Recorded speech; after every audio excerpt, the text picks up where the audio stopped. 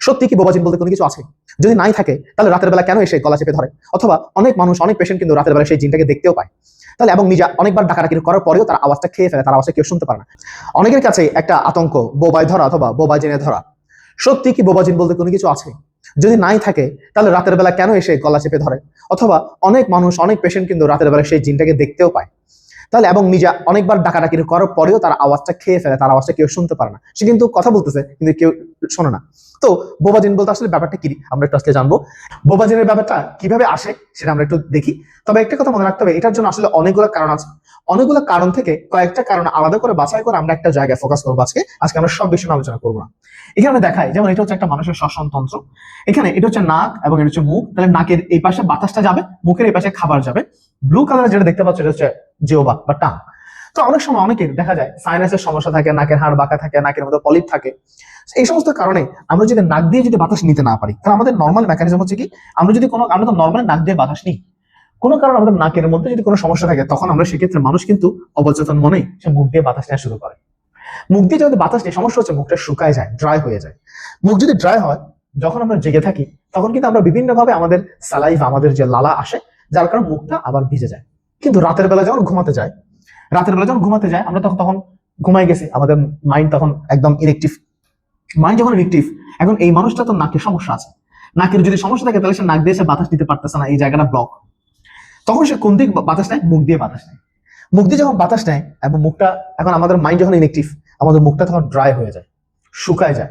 মুখ যখন শুকায় যায় তখন জিহ্বা রেসপন্স করে, জিহ্বা তখন একটু মুভ করে। অনেক সময় জিহ্বা মুভ করতে গিয়ে যেটা হয়, সেটা ওই জিহ্বাটা আস্তে করে সে পেছন দিকে চলে যায়, এই জিহ্বাটা পেছন দিকে চলে যায়, উল্টা হয়ে সে পেছন দিকে ফল করে। টাং যখন ফল ব্যাক করে তখন কি সমস্যা হয় দেখো। এখন নাক দিয়ে নাও আর মুখ দিয়ে নাও, বাতাস কিন্তু কোনোভাবে আর কোথায় প্রবেশ করতে পারে না, বাতাস কিন্তু কোনোভাবে আর এই জায়গাটা পার করতে পারে না। তখন আমাদের এই যে গলার এই পয়েন্টটা, এটা হচ্ছে গলার অঞ্চল, এই অংশটা হচ্ছে আমাদের গলা। টাং যখন এখানে ফল ব্যাক করে, স্বাভাবিকভাবে তার একটা যেটা অবস্ট্রাকশন, যেটা বাধা, এটা কোথায় ফিল হয়? গলাতে ফিল হয়। তাহলে প্রথম সমস্যা কি, সে আবার নাক দিয়ে নিক আর মুখ দিয়ে নিক, বাতাস কোনোভাবে ভিতরে আসবে না, তার প্রথম সমস্যা হবে শ্বাসকষ্ট, সে শ্বাস নিতে পারবে না। এবং শ্বাসকষ্টে যে সমস্যাটা ফিল করবে কোথায়? গলাতে। তার কাছে প্রথম অনুভূতি হবে তখন গলা চেপে ধরার অনুভূতি, মনে হবে তাকে কেউ গলা চেপে ধরছে। তাহলে গলা চেপে ধরার যে অনুভূতি, সেই অনুভূতিটা সে ফিল করবে, সে মনে করবে তাকে কেউ এসে গলা চেপে ধরছে। এটা ফিলিংস। আমাদের মস্তিষ্ক সবসময় আমাদের এক্সটার্নাল এবং ইন্টারনাল পরিবেশের সাথে সে নিজেকে রিলেট করার চেষ্টা করে। বাইরের কোনো ঘটনা, ভেতরের কোনো উদ্দীপনা, এগুলোর প্রতি আমাদের মস্তিষ্ক এটা রিলেট করার চেষ্টা করে। এখন এদিকে মস্তিষ্ক রিলেট করার চেষ্টা করছে, কি হচ্ছে আসলে, প্রবলেম কোন জায়গায়। এর মধ্যে একটা প্রবলেম হয়ে গেছে কি, অক্সিজেন যেহেতু ঢুকতেছে না, বাতাস যেহেতু এখানে আসতেছে না, তাহলে আমাদের শরীরের মধ্যে চরমভাবে কিসের সংকট হবে? অক্সিজেনের সংকট। এখন আমাদের ব্রেনেও কিন্তু অক্সিজেন সংকট দেখা দিবে। যখন আমাদের ব্রেন অক্সিজেন সংকট দেখা দিবে, তখন আমাদের ব্রেন থেকে অ্যাবনর্মাল সিগন্যাল বের হয়।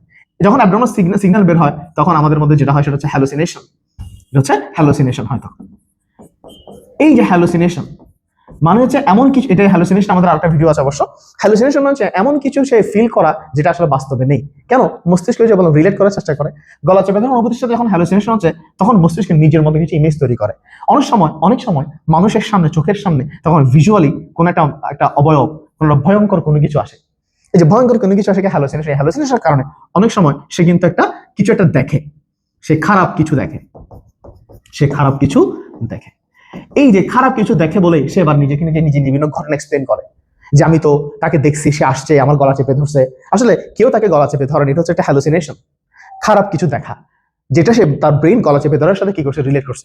আরেকটা ব্যাপার হচ্ছে, আমাদের ঠিক এই জায়গায়, আমাদের গলার নিচে, আমাদের গলার এখানে আমাদের আছে ল্যারিংস, ল্যারিংসের একটা পার্ট হচ্ছে ভোকাল কর্ড। এই যেটা হচ্ছে আমাদের ভোকাল কর্ড। তো আমরা যখন ভোকাল কর্ডে কোনো আওয়াজ বের করব, তো ভোকাল কর্ডের আওয়াজটা এদিকে এসে এই পথে আসবে। কিন্তু এই মানুষটা যেহেতু সে তার গলা চেপে ধরছে, মনে হচ্ছে সে আবার চোখে কোনো কিছু খারাপ কিছু দেখছে, সে কিন্তু ভোকাল কর্ড দিয়ে বিভিন্ন সাউন্ড করে, যে আমাকে বাঁচাও, আমি মরে যাচ্ছি, কিছু একটা সে বলার চেষ্টা করে। কত হচ্ছে সে তো সাউন্ডটা বের করছে, কিন্তু এই সাউন্ডটা কিন্তু কোনো জিহ্বার কারণে সাউন্ডটা বারবার এখানে আটকে আছে।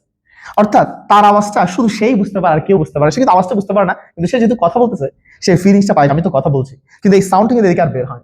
তাহলে তার আরেকটা অভিযোগ হচ্ছে কি, সে বলে যে কি, আমি ডাকছি, আমি অনেক চিল্লাচিল্লি করছি, কিন্তু কেউ আমার শব্দ শোনে না, আমার ডাক শোনে না। তাহলে এই অভিযোগগুলো সবাই করে যে তার প্রচুর শ্বাসকষ্ট হচ্ছিল, তাকে কেউ গলা চেপে ধরছিল, সে মানুষকে ওই কিরকম একটা খারাপ কিছু দেখে, হ্যালুসিনেশন হয়, সে এবং কেউ তার ডাক শোনে না। এগুলোকে সবাই বলে যে বোবাজিন। আসলে বোবাজিনের অনেকগুলো কারণ, একটা কারণ হচ্ছে টাং ফল ব্যাক করা। এটা কি কারণ হতে পারে? এটা ঘুমের ডিস্টার্বের কারণ হতে পারে, বিভিন্ন মানসিক চাপের কারণ হতে পারে, কিছু ওষুধের কারণ হতে পারে, এবং নাকের যদি কোনো অবস্ট্রাকশন থাকে, নাকের যে পলিপ, নাকের হাড় বাঁকা, সাইনোসাইটিস, লং টার্ম সাইনোসাইটিস, এগুলোর কারণে এই সমস্যা হতে পারে। তো এটার কারণে অনেক সময় যদি লং টার্ম ধরে থাকে, মানুষের কিন্তু মৃত্যু হতে পারে অনেক ক্ষেত্রে। তো এই সময় কিন্তু রোগী দেখা যাচ্ছে সে কিছুক্ষণ পর সে আবার আসছে, তার হোশ আসে, সে কিন্তু বুঝতে পারে যে তার কিছু সমস্যা হচ্ছে, সে ডাকার চেষ্টা করে, কিন্তু এই যে বললাম কেউ তার ডাক্তার শুনবে না। তবে কিছুক্ষণ পর যখন আমরা আবার সেন্স ফিরে আসি, আমরা যখন জেগে উঠি, আমরা যখন শোয়াতে যখন জেগে উঠবো, জিহ্বা তখন আবার আগে জায়গায় চলে আসে।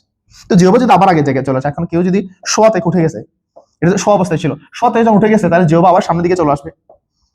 জিহ্বা যদি আবার সামনের দিকে চলে আসে, নর্মাল পজিশনে চলে আসে, তখন রাস্তাটা আবার কি হয়ে গেছে, ওপেন হয়ে গেছে, তখন এই সমস্যা আবার চলে যায়।